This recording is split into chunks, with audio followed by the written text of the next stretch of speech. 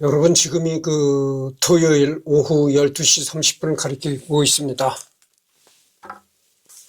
프레이저 청문회 참석이 여기서부터 할 차례인데요. 그래서 김영욱이는 미 의회 프레이저 청문회에 참석을 해가지고 여기서 북한의 대한민국의 박정희 여자 관계까지 폭로를 했다 그래요. 박정희의 여자 관계까지 폭로할 정도니까 어떻게 되겠어요? 이 소식을 들은 박정희가 아주 그냥 거의 팔팔 뛰는 거죠. 저놈을 어떻게 죽여야 되나, 어떻게, 아주 정말 박정희의 화가 머리끝까지 치밀어 오르게 된 거죠. 근데 여기서 김영욱이가 박정희 정권의 아주 말 못할 비밀을, 진짜 어마어마한 비밀을 터뜨릴 것 같이 그렇게 이제 김영욱이가 주장했단 말이죠. 근데 김영욱이가 또 회고록을 냈습니다. 미국에 있을 때 회고록을 집필해서 냈는데, 그 회고록도, 김영욱이의 회고록도 그것도 이제 박정희를 비판하는 내용이 많았다고 그죠. 근데 그 회고록을 누가 썼냐면 이 김경재라는 사람이 썼습니다. 여러분, 이 김경재 잘 아시잖아요. 이 양반이 이제 한국으로 와서 이제 국회의원도 하고 또 한국자유총연맹인가 거기서 총재도 했었고 그렇거든요. 근데 이 사람이 미국에 있을 때 이제 박사월이라는 필명으로 김경재 회고록을 썼습니다. 근데 김영욱이가 글을 몰라서 이 사람한테 이 회고록 집필을 부탁했던 것은 아니고, 물론 김영욱이도 글을 쓸 줄은 아는데, 그렇잖아요. 글을 쓸 줄 안다고 무조건 그렇지 않잖아요. 그러니까 문학적인 그런 재주가 있어야 글을 쓴다 이거죠. 그래서 이 사람이 김영욱이가 얘기를 하면 이 김경재가 받아서 이제 문학적인 그런 걸 가미를 해가지고 이제 회고록을 집필한 거죠. 그래서 이 사람이 이제 미국에서 박사월이라는 필명으로 김영욱의 회고록을 집필했던 것입니다. 근데 이 사람 말로는 그래요. 김영욱이 무슨 큰 비밀이나 간직하고 있는 것처럼 그렇게 큰 소리를 하면서 내가 모든 것을 다 나발을 분다 이런 식으로 했는데, 사실 김영욱이가 가진 비밀이라는 것이 한국의 언론기관에서 뉴스에서 다루는 그런 수준이라는 겁니다. 그런 수준의 비밀이라는 거예요. 그러니까 한국 언론의 뉴스 시간에 나와서 뉴스 시간에 보도되는 그 정도의 비밀이라는 거니까 그건 비밀이라고 할 수도 없는 거죠. 하여튼 그렇게 비밀이 아닌 비밀을 폭로하겠다고 이제 협박을 한 것이 김영욱이었다 이런 얘기죠.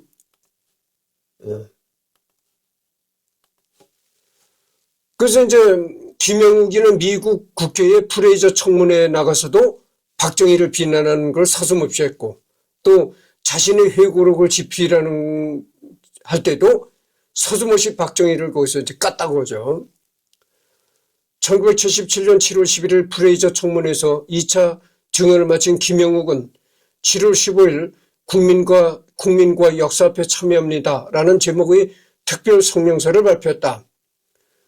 그는 자신이 박정희 씨를 인간적으로 비하시키는 개인적인 부덕을 강력 자제해왔다면서 오랜 기간 정보기관의 책임자였던 자신은 박정희 시대에 여러분이 상상하는 것 이상으로 많은 것을 알고 있다고 강조했다.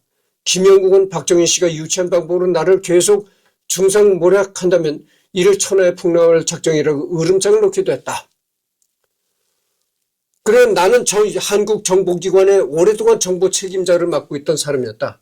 그렇기 때문에 내가 알고 있는 박정희의 비밀을 내가 아는 것은 여러분들이 생각하는 상상 그 이상이다. 말이야. 이렇게까지 이제 으름장을 놓고 그랬다는 거죠. 그러니까 그 후로부터 이 김영욱이는 회고록을 펴낸다는 조건으로 한국 정부와 계속 이제 흥정을 벌였던 것이죠.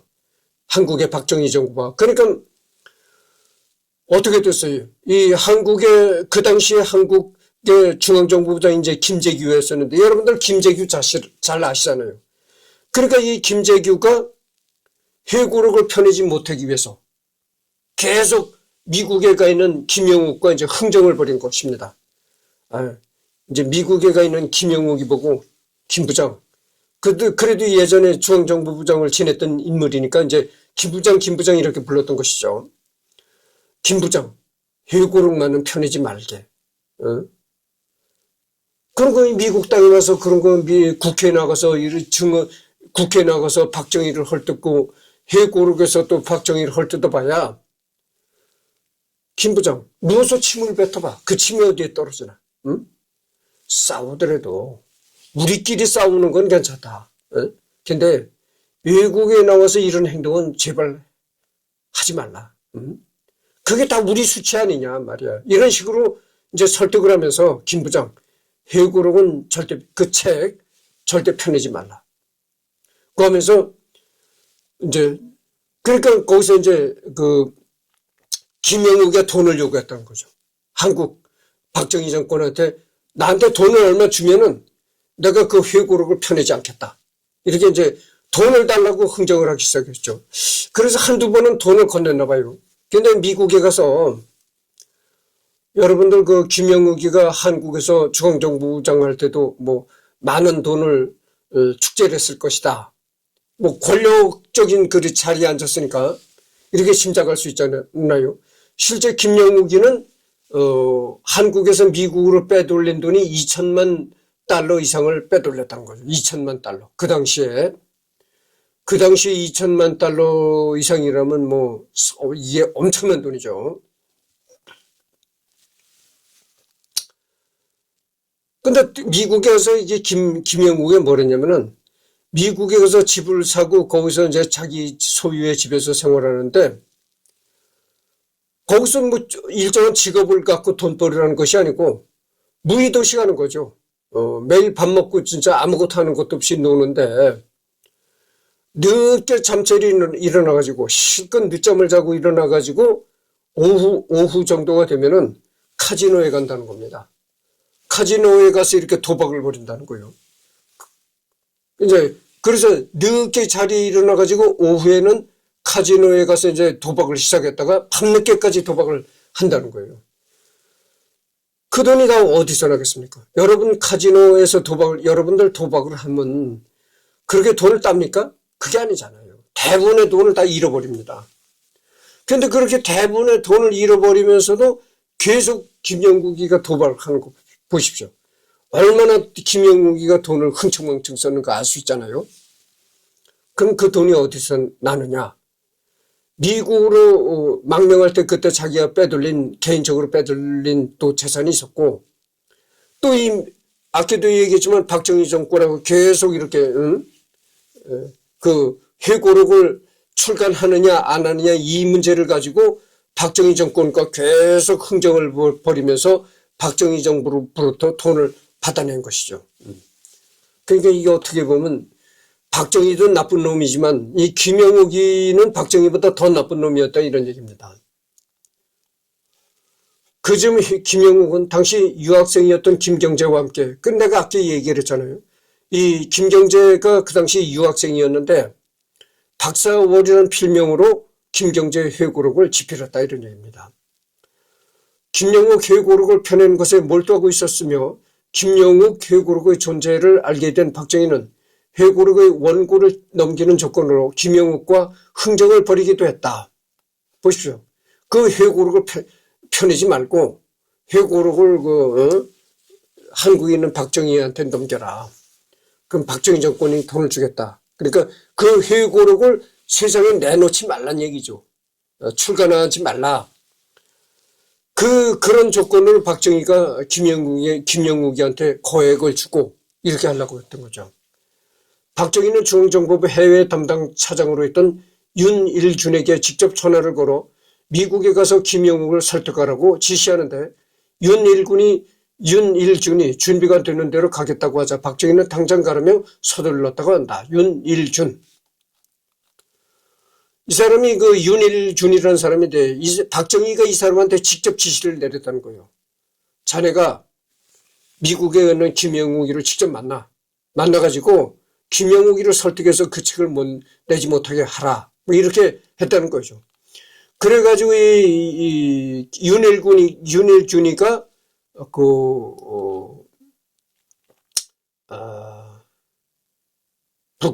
미국에 가서 김영욱과 여러 차례 이제 만남을 갖고 김영욱이를 이제 설득하기도 했다 이런 얘기입니다.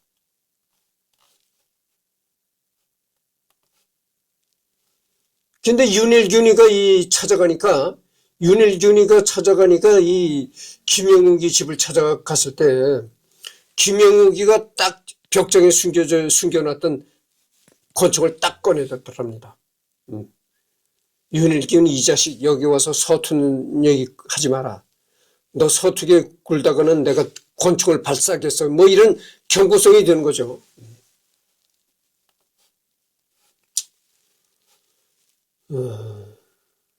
그래서 박정희가 윤일균이한테 당장 가서 김영욱이를 설득하라고 이제 재촉했다는 거죠. 미국으로 달려간 윤일균은 권총을 탁자에 꺼내놓는 김영욱을 상대로 사흘 밤낮을 설득하여 복사지 2,000장 분량의 방대한 회고록 원고를 건네받는 데 성공했으며 대가로 $50만 제공하고 김형욱의 여권 문제를 해결해 주기로 약속한다. 여기 보면은 당시 그 문명자 기자는 전번에도 내가 이 문명자에 관해서도 잠깐 얘기를 했었잖아요. 문명자가 그 MBC 기자였었는데 미국의 특파원으로 나가 있던 기자였다. 내가 얘기를 했잖아요. 그런데 문명자 기자는 박정희가 그 김영욱에게 전달한 돈이 $500만 겁니다. 500만. 그 당시 그 $500만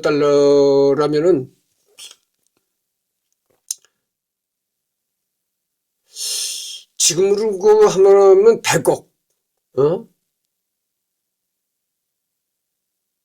500억 대 뭐 하여튼 여러분들이 적당히 생각하시기 바랍니다.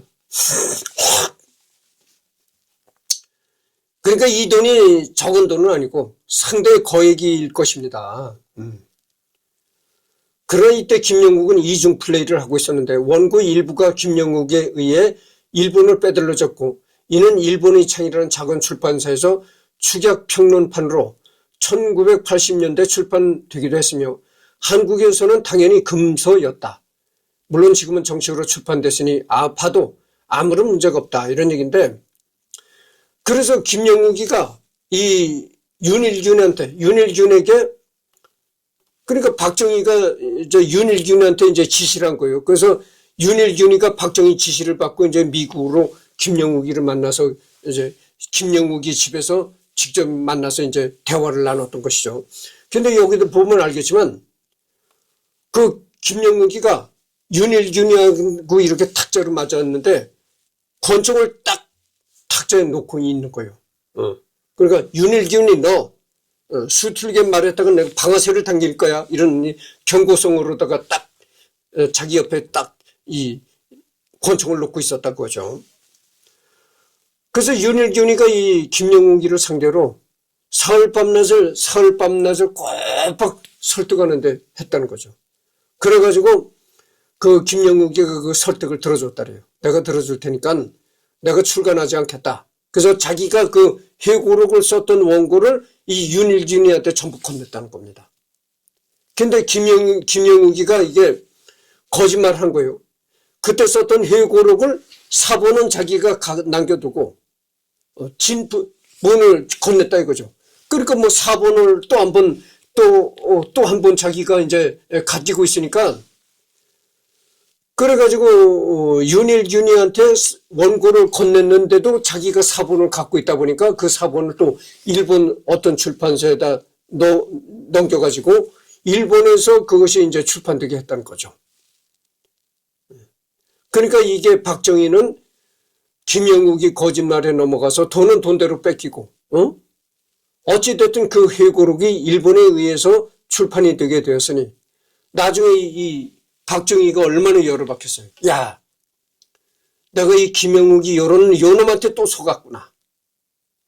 그냥 박정희도, 여러분들 박정희가 성격이 그런 뭐 칼칼하고 성격이 그렇게 너그럽고 이런 사람도 아니잖아요. 얼마나 박정희가 또 화가 나서 안절부절 못했겠어요. 뭐 눈으로 보는 듯이 뻔한 거죠.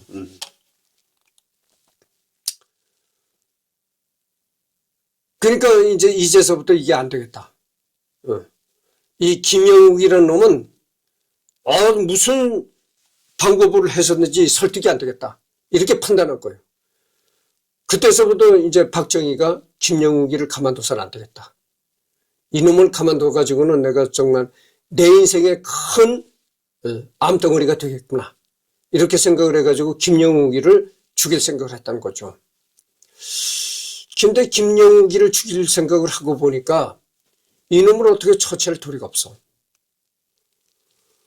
김영욱이가 그렇게 미국에서 박정희를 비난할 때서부터 신변의 위협을 느끼니까 이 경호원을 대동했다는 거예요. 그리고 자기 김영욱이한테는 아들이 둘이 있었는데 아들 하나는 뭐 어렸을 때 지뢰를 밟아가지고 뭐 다리를 다쳤다고 하더라. 그래가지고 김영욱이가 어렸을 때 지뢰를 밟아가지고 발을 다친 그 아들 때문에 굉장히 그 아들에 대한 미안함을 갖고 평생을 그렇게 김영욱이가 죽을 때까지 그 아들에 대한 그 미안함을 갖고 살았다 그래요. 그러니까 그 아들은 뭐 이미 그 발을 다친 장애인이었으니까 그 아들 말고 또 아들 하나가 김영욱이를 경호를 했다 그래요. 근데 그 아들은 김영욱이 경호원 역할을 했던 아들은 뭐 무술도 상당했었고 그랬었나 봐요. 그리고 또 하나의 이제 하여튼 김영욱이가 두 사람의 경호원을 고용했다고 그래요. 그래서 김영욱이 어딜 가든지 꼭 경호원이 그렇게 김영욱이를 호위했다고 합니다. 그러니까 박정희를 비난하는 그런 생활을 하다 보니까 언제 어느 순간에 자기가 이제 죽을지 모른다 이런 위기감에서 그렇게 경호원을 한 명은 아들이고 또 한 명은 이제 다른 사람을 고용한 그런 경호원인데 항시 두 명을 대동하고 다녔더래요.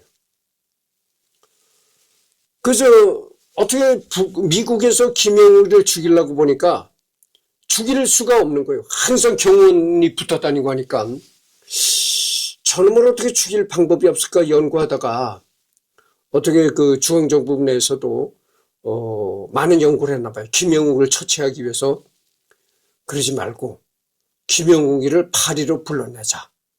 프랑스, 미국에서 어떻게 죽일 방도가 없으니까 파리로 불러내는데 경호원을 대동하고 오지 못하게. 그러니까 김영욱이 혼자 몸으로 오게 그렇게 불러내가지고 파리에서 처리하자.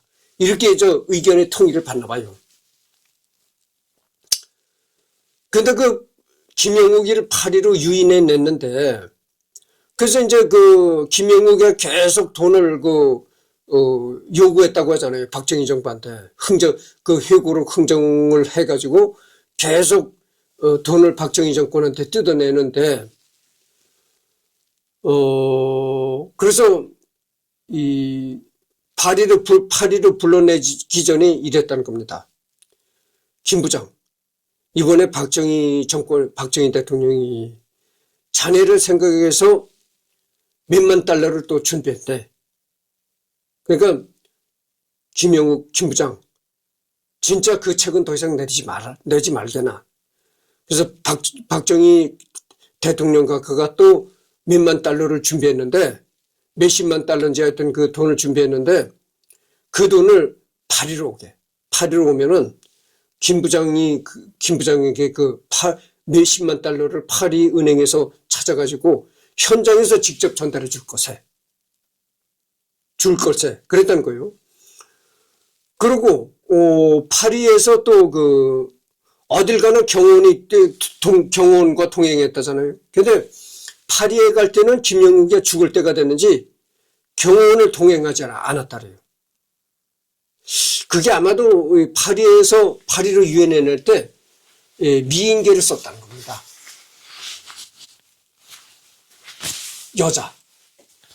여배우가 그 파리에서 이 김영욱이를 유인했다래요. 그러니까 파리에 오면은 이쁜 여배우와 하룻밤 참 동침도 할 수 있고 또 돈도 건네받을 수 있다. 뭐 이런 식으로 됐던가 봐요. 그러니까 어떻게 됐겠어요? 파리로 가서 여자와 아주 뜨거운 연애도 할 수 있는데 뜨거운 연애를 하러 가는데 이 경원 남자 두 놈이 뒤따르면은 더군다나 경원 한 놈은 자기 친아들인데 아무래도 뜨거운 미모의 여자를 만나서 뜨거운 애정을 벌이기에는 아무래도 그 방해가 되잖아요. 그러니까 아마도 그 경원을 떨쳐내고 자기 홀몸으로 파리로 가지 않았을까 그렇게 생각합니다. 그래서 이 프랑스 파리에서 뭐 여러분들 예전에 그 최지희라는 영화 배우가 있었어요. 지금 뭐 일본에서 어떤 뭐 주점을 뭐 한다는 그런 얘기도 내가 들었었거든요. 근데 그 최지희라는 배우가 프랑스에서 김영욱이를 이제 불러냈다는 겁니다. 나중에 최지희를 만나서 이제 우리나라 기자가 만나서 나중에 우리나라 기자가 이제 일본으로 가가지고 최지희를 만났거든요. 최지희를 만나가지고 당신이 파리에서 그 김영욱이를 만났지 않느냐 이렇게 물어보니까 누가 그래? 펄쩍 뛰더라고요. 최지희가. 펄쩍 뛰면서 응?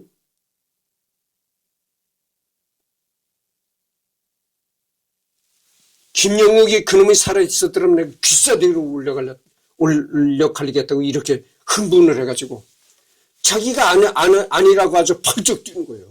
근데 뭐 그건 어쨌든 간에 그런 말이 있다 이런 얘기죠. 하여튼 그 최지희라는 그 여배우가 예전에 있었는데 그 여배우가 여기에 관여되었다 이런 얘기가 있습니다. 그리고 1979년 10월 1일 김영욱은 파리에 도착했는데 10월 7일 그곳에서 영원히 행방불명되었다. 그러니까 10월 7일 김영욱이 파리에 도착했는데 그로부터 일주일 후에 김영욱이는 영원히 그 파리에서 행방불명되었다. 이런 얘기가 나옵니다. 근데 이 김영욱이가 죽은 데 대해서는 여러 가지 그 얘기가 있습니다. 첫째는 파리 이 근교에 있는 파리에서 얼마 떨어지지 않은 파리 시내에서 한 10km 떨어진 곳에 있는 어느 양계장에서 그 양계장 그 닭모이를 분쇄하는 분쇄기에 김영욱 시신을 분쇄를 시켰다. 이런 얘기가 있고 또 한 얘기는 이제 그 김영욱이를 비행기에다 싣고 와가지고 김영욱이가 청와대 지하실에서 이렇게 결박돼서 있었다. 근데 이렇게 결박되기란 건 이런 밧줄로다 몸을 이렇게 묶었다는 얘기죠. 밧줄로 몸을 묶은 김영욱이를 박정희가 직접 총으로 쏴 죽였다. 이런 얘기가 있고 또 한 얘기는 김영욱이를 폐차 있잖아요. 김영욱이를 마취시킨 상태에서 폐차에 이렇게 집어넣어가지고 폐차장에서 그냥 폐차를 압축시키는 그 압축 기계에서 폐차와 함께 압축이 되어서 죽었다. 뭐 여러 가지 등등 얘기가 있어요. 등등 얘기가 있는데 그리고 또 한 가지는 파리에서 양계장에 있는 분쇄기로 김영욱이를 가른 것이 아니고 그냥 그 외국인들한테 살인을 오다를 줘가지고 그 외국인 청부 살인자들이 김영욱이를 죽이고 나서 그냥 낙엽으로 덮었다. 김영욱이 시신을 뭐 이런 얘기가 있어요. 이런 얘기 했는데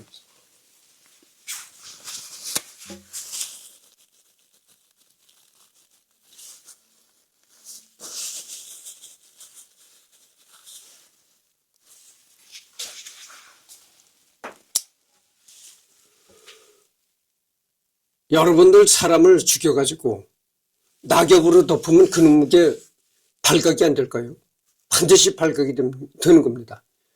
그게 얼마나 허술하게 그 낙엽으로만 덮어가지고 그게 말도 안 되는 소리죠. 그러니까 그건 아예 말도 안 되는 소리고, 그 다음에 김영욱이를 직접 비행기로 싣고 와가지고 청와대 지하실에서 그냥 박정희가 직접 총으로 쏴주겠다.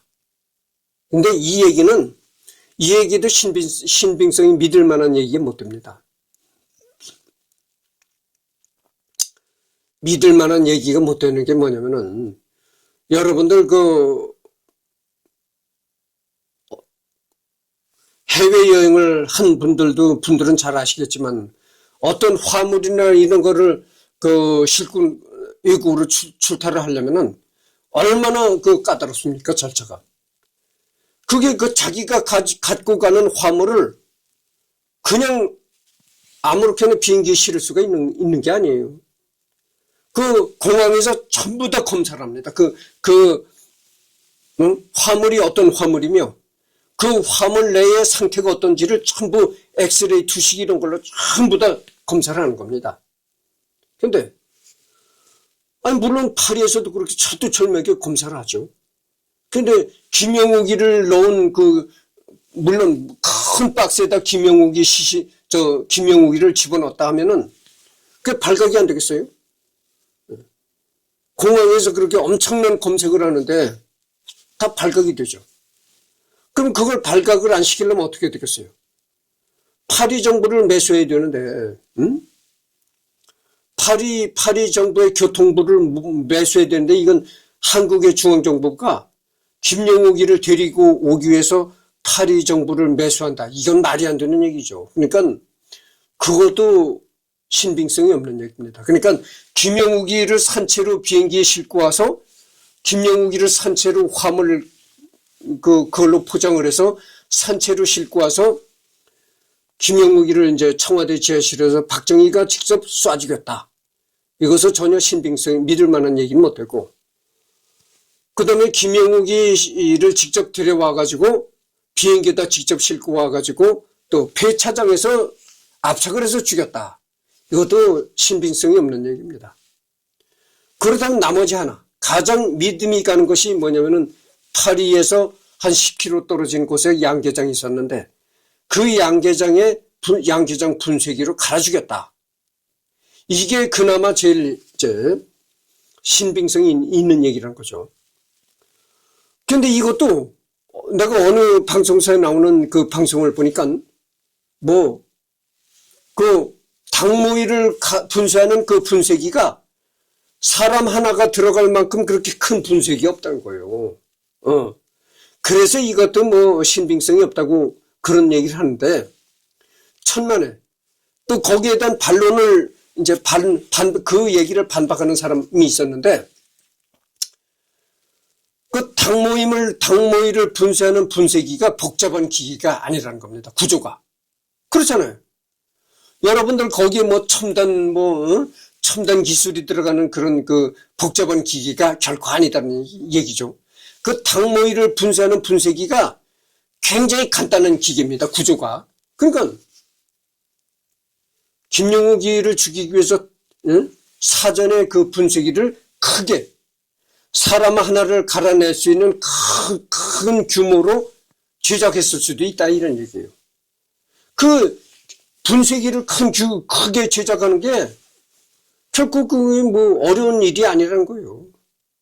그런 기계 제작하는 그런 공장에다 갖다가 이렇게 오다를 주면 그런 기계를 제작하는 건 누워서 떡 먹기라는 거죠. 단지 크기만 크게 하면 되는 거니까. 김영욱이가 체격이 큰 사람도 아니고 165에서 68 정도 키에다가 체중 60kg에서 70kg 그 사이의 성인이니까 그까지 아무것도 아니죠. 그런 성인이 들어가서 분쇄를 할 수 있는 그런 크기로 제작을 하는 겁니다. 맞춤 제작을 하면 충분히 가능한 거예요. 그래서 거기서도 증언하는 사람이 얘기가 나오는데, 그걸 분쇄기를 크게 제작하는 게 아무것도 아니라는 거예요. 어려운 일이 결코 아니라는 겁니다. 그러니까 사전에 김영욱이를 죽이기 위해서 원래 그런 큰 규모의 분쇄기는 없는데, 특별히 이 제작을 할 수도 있다 이런 얘기죠. 그래서 이 닭 분쇄기로 김영욱이를 죽였다고 하는 게 제일 신빙성이 있게 들립니다. 개인적으로도 내가 생각하기에 그게 제일 타당한 얘기가 아니겠는가 이렇게 생각해요.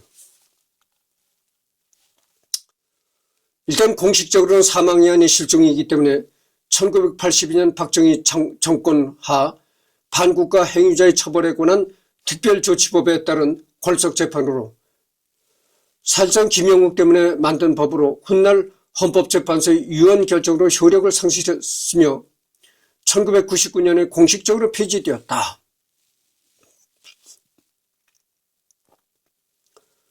김영욱 한 사람을 처리하기 위해서 김형욱 한 사람을 처리하기 위해서 박정희 정권 하에서 반국가 행위자 처벌에 관한 특별조치법을 만들었다는 것이죠.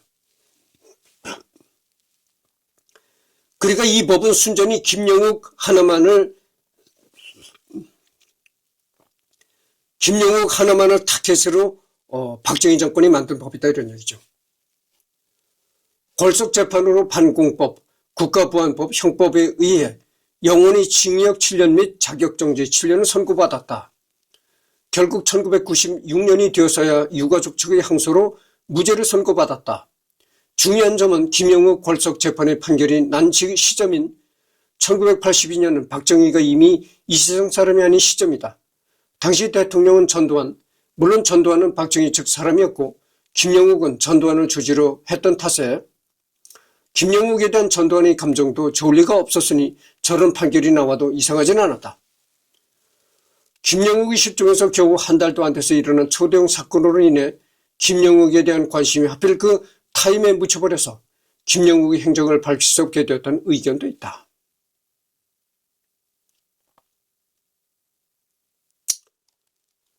그러니까 이 박정희가 무리한 장기 집권을 하면서 중앙정보를 앞세워가지고 무리한 장기 집권을 획책하고 나가면서 중앙정보부하고 악연을 쌓아나갔다 이런 얘기죠.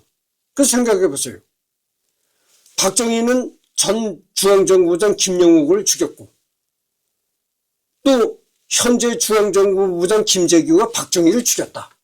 그러니까 서로 죽고 죽이는 관계가 이 중앙정보부와 박정희의 관계였다 이거죠. 그런 박정희와 중앙정보부는 그런 악연의 사슬을 형성하고 있었다 이런 얘기입니다. 그래서 여기 나오네요. 김형욱에게는 아들인 김정환이 있었는데 그는 10대 초반에 아버지인 김영욱을 따라 사냥을 나갔다가 6.25 전쟁 당시에 숲속에 뿌려졌던 발목질을 밟는 바람에 한쪽 다리에 큰 부상을 입고는 한동안 치료를 위해 미국에 머물러 했다. 그럼에도 불구하고 후유증으로 한쪽 다리를 잘 쓰지 못하게 되었고 김형욱은 이 일을 평생도록 한스러워하며 후회했다고 한다. 김정환은 2001년 지병인 간경화로 향년 48세의 나이로 세상을 떠났으며 아버지의 감효가 있는 공동묘지에 함께 묻혔다. 그래서 그 불구가 된 김영욱의 아들 김정환은 2001년 간경화로 48세의 나이로 젊은 나이로 세상을 떠났다 그런 얘기입니다. 그래서 그 미국에 가면은 김영욱이 묘가 있다래요. 김영욱이는 이제 행방불명이 됐으니까 시체도 뭐 어디서 찾질 못했다는 거죠. 그렇지만 미국에 이 김영욱의 묘가 있는 거는 시체는 못 찾았지만은 너무나 허무맹랑하게 이제 김영욱이가 이제 실종이 됐으니까 그 유가족이 너무 허무하다 해가지고 가묘를 만들었다는 겁니다. 미국에. 김영욱이 이제 가짜묘를 만들었다는 거죠. 그 김영욱이 가짜묘 옆에 아들인 김정환이도 거기에 이제 묻혔다. 이런 얘기입니다. 김영욱의 장남 김정환의 사망 이후 김형욱의 아내인 신영승과 김영욱의 차남 김정우가 손잡고 김정환의 아내 김경옥에게 김영욱이 살던 미국 집과 김정환이 살던 미국 집의 상속권을 목적으로 소송을 걸었다. 이 때문에 김경옥은 2005년 국정원의 김영욱 실종 사건 관련 인터뷰를 할 적에도 인터뷰에 협조하면서도 왜 시아버지 김형욱의 실종에만 다들 관심이 있고 왜 우리들 집안 싸움에는 집안 재산 싸움에는 관심이 없냐고 울분을 토했다. 김종필의 증언에 의하면 인간성에 문제가 있어서 유경수도 그것을 박정희에게 지적했다고 한다. 김경욱, 미국의 제니퍼 김경욱 1956년생이라고 합니다. 1956년생이니까 지금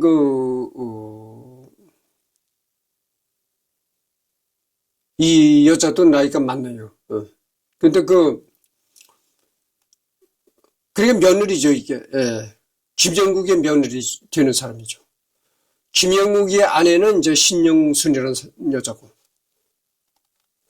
김영욱과 함께 회고록을 쓰는 김경재는 DJ 밑에서 정치를 하다가 국회의원까지 되었으나 2012년 대선에서 박근혜 지지 선언을 하였다. 개고기를 워낙 좋아해서 바켓에 가득 담아 먹는 것으로 유명했다. 이 김영욱이가 아주 그 개고기를 그렇게 잘 먹었다고 하는 겁니다. 개고기를 그렇게 좋아했다고 그래요. 그래서 그 바켓이라고 하는 양동이 거기다 개고기를 담아서 먹었다는 거죠. 그러니까 먹는 양도 상당했다. 근데 여러분들 나도 그 어렸을 때 시골에서 복날엔 개를 잡거든요. 그래서 개를 먹어봤는데 개고기 일단 좋습니다. 왜냐면 개고기는 나도 어렸을 때 그 개고기를 먹어본 경험으로는 그래요. 개고기는 지방질이 없습니다. 돼지고기는 이 지방질 있잖아요. 근데 개고기는 지방질이 없고 그냥 살코기입니다. 살코기인데 이 소고기나 뭐 닭고기 이런 살코기와는 달라요. 개고기는 살코기이면서도 지방질이 없는 살코기이면서도 이게 뭐 섬유질 같은 것이 있어요. 그래가지고 개고기가 이 복날에 먹는 복의 개고기를 먹는 습성이 거기서 기인한다고 봅니다. 왜냐면은 그 지방질이 많은 돼지고기나 이런 거는 잘못 먹으면 설사가 나기 쉽습니다. 그래서 여름에 한창 더운 여름에 돼지고기 잘못 먹으면은 본전도 못 찾는다. 뭐 이런 얘기가 있어요. 근데 개고기는 그렇지 않습니다. 아무리 더운 여름에 먹어도 뭐 설사병이 생긴다는 게 그게 없어요. 김영욱이 중앙정보부장직에서 떨려나고 국회의원으로 재직하던 어느 날 국무총리 김종필과 신진자동차 회장 김창원과 같이 골프를 치러 갔는데 김창원은 이전 김영욱이 중정부장으로 천하를 호령하던 시절 내기 골프를 칠 때마다 일부러 지면서 돈을 내주곤 했다. 사실상 내기를 빙자하여 뇌물을 건넨 셈이었는데 이를 두고 김종필은 이날 김창원에게 여보 김 회장 이제 이빨 빠진 호랑이한테 굳이 져줄 필요가 뭐 있겠소 라며 농담을 건넸고 김창원은 김영욱의 눈치를 보면서 조심스럽게 저도 알고 있었죠 라고 답했다. 그러자 김영욱은 발끈하면서 김창원을 향해 볼멘소리를 이봐 이빨은 빠져서도 손톱발톱 다 살아있어 관세하지 마라 라며 쏘아붙였다고 한다. 이후 김영욱은 대만을 거쳐 미국으로 망명하여 남은 손톱발톱으로 박정희 유신 정권의 약점을 핥히다가 쥐도 새도 모르게 사라지고 말았다. 재미난 얘기입니다.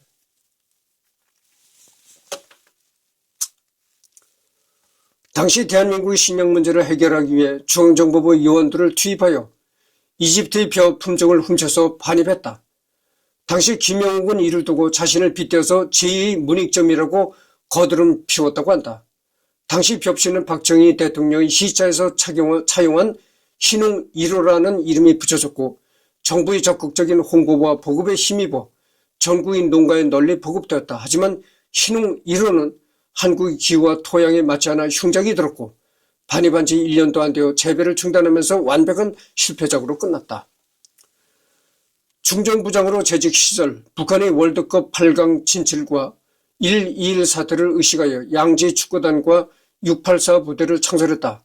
생전 김영욱의 인물 등과 행적을 차치하더라도 현대의 호사가들 사이에서는 전형적인 충성심 보여주기식의 정치적 공작이라는 평과 만든 의도 정도만큼은 충분히 납득할 만한 다는 평으로 나뉘는 편이다. 판단은 독자가 알아서 하는 것이 좋다.